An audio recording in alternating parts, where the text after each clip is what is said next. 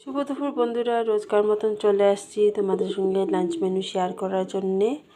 আজ রবিবারে লাঞ্চ মেনুতে আমি কী বানিয়েছি চলো তোমাদের সঙ্গে শেয়ার করি।